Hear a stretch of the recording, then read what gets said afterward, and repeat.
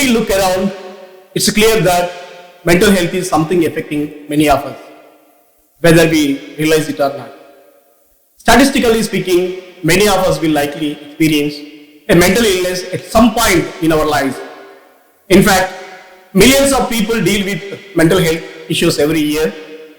It's surprising that even with so many affected, it's still something we are hesitant to talk about. When it comes to disease like cancer or heart disease, we don't shy away from the conversation. We hold events, we hold fundraisers, and we hold campaigns. But mental illness, it often goes unnoticed, as if it is something we should be quiet about. Depression alone is the number one cause of mental illness worldwide. When we mention mental illness, it turns into prejudice or discrimination. It leads to something even worse, that is stigma. Stigma is like a barrier that stops people from getting the help they need. What makes it harder is that mental illness is not something we can see. We can't take a scan or we can't take X-ray to prove it is there like we can do with other diseases. This leads to the belief that if we can't see it, maybe it's not real. But just because we can't see mental illness doesn't mean it's not real. There is this false idea that mental illness means danger, violence, or instability. But that's not what it really looks like.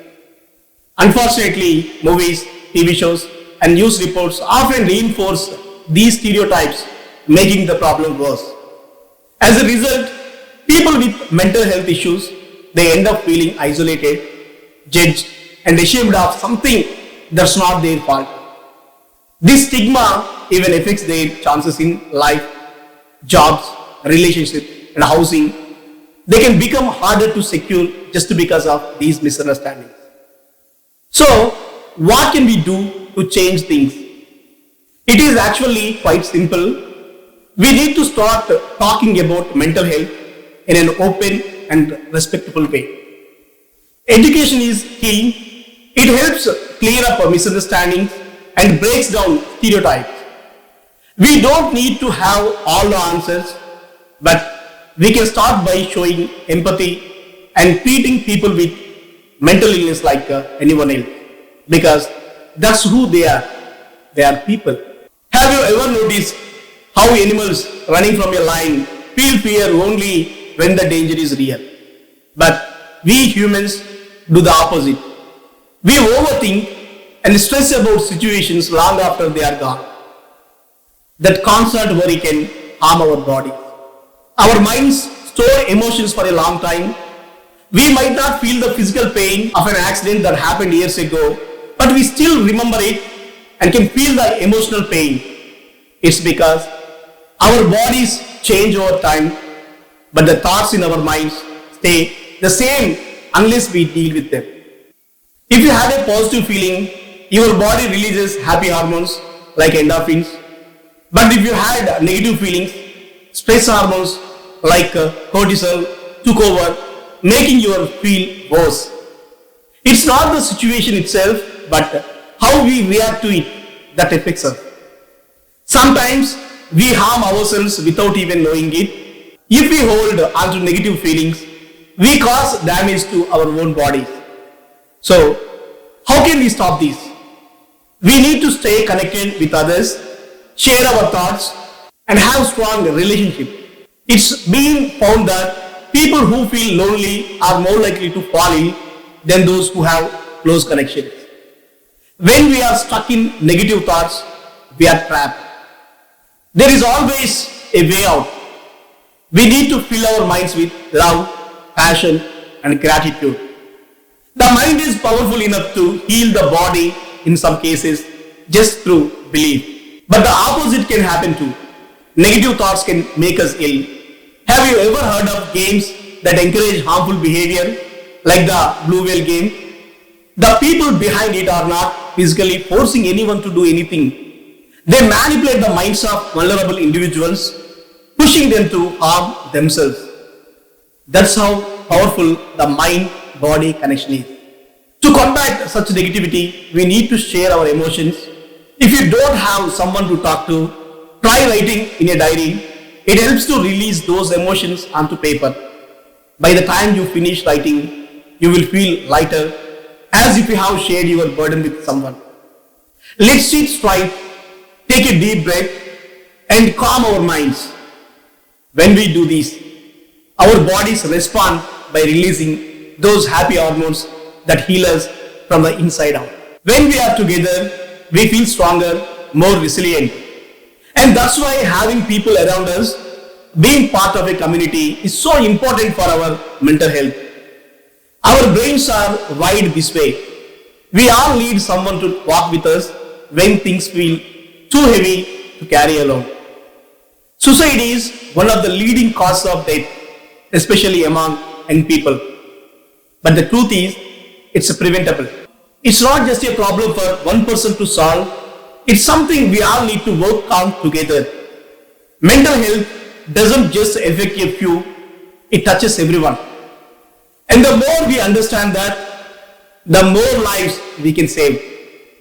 Mental health issues, especially since the pandemic, have only grown. We have lost too many people because they don't feel like they had anyone to talk to. But we can all make a difference, even if it is for just one person. It doesn't take a professional to show kindness, to listen, or to ask, "Are you okay?" If we all work together, we can create a world where mental health is a priority. A world where people feel seen, people feel heard, and people are valued. We need to be kind. If you are feeling low, please remember you matter. You make a difference just by being here.